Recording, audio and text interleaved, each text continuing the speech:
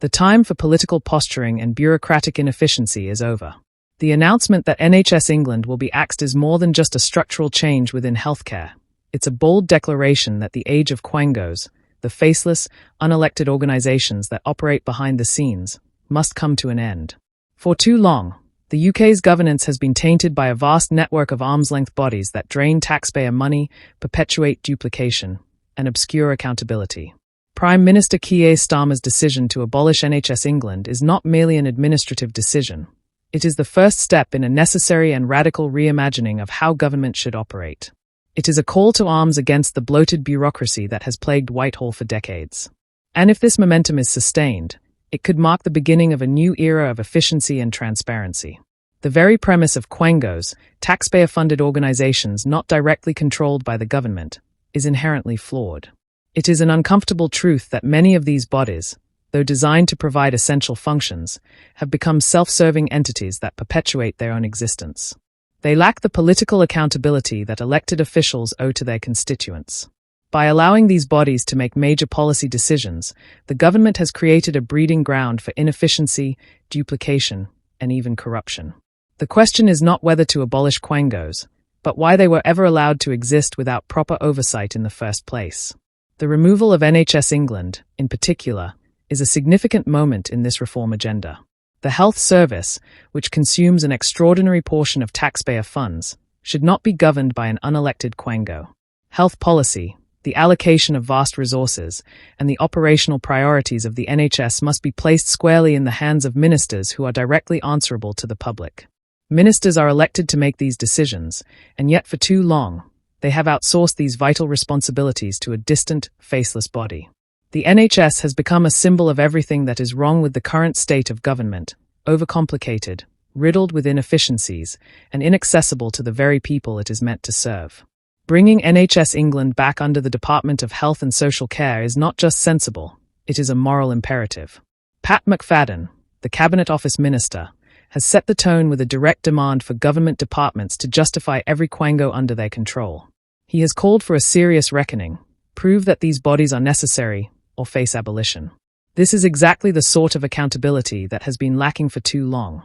No longer should government bodies exist by inertia, perpetuating themselves through an unholy alliance of administrative convenience and lack of oversight. If these bodies cannot demonstrate their value, they must be dismantled. The cost of maintaining them is too high, and the return on investment too low. Taxpayer money, especially in a time of economic hardship, must be spent wisely and efficiently. Critics of this reform will point to the important work that these quangos do, particularly the specialist roles and safety functions that require independence.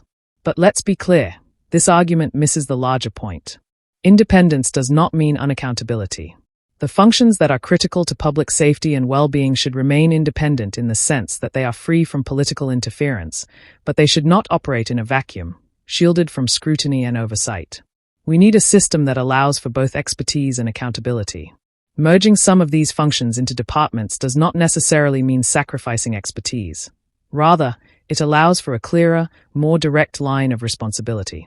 The complexity of government should not excuse it from being held to the highest standards of transparency. It is also essential to recognize that this move is not just about saving money, it's about reasserting control.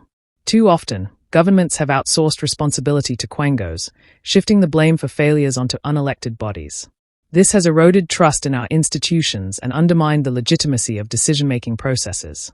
The notion that £200 billion of taxpayer money, which funds something as critical as the NHS, should be managed by an unelected body is absurd.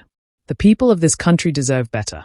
They deserve to know that their elected representatives are making the decisions that shape their lives, not some distant, faceless organization with its own agenda.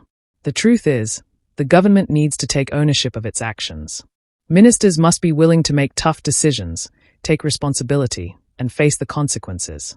The era of blaming quangos for inefficiencies and failures must end. Reorganizing Whitehall and streamlining the decision-making process is an essential step in rebuilding public trust and making government work for the people.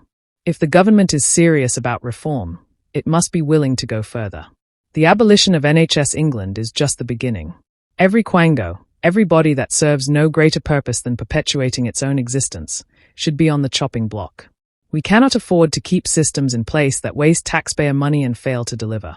The government must act decisively and without apology, or it will continue to be bogged down by the very bureaucracy it claims to reform.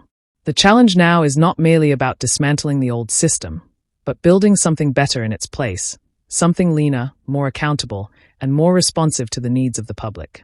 This is the opportunity to rewire the state and create a government that is truly of the people, by the people, and for the people. The reforms we need are within reach, but only if we are bold enough to seize them. The status quo has failed. It's time for change.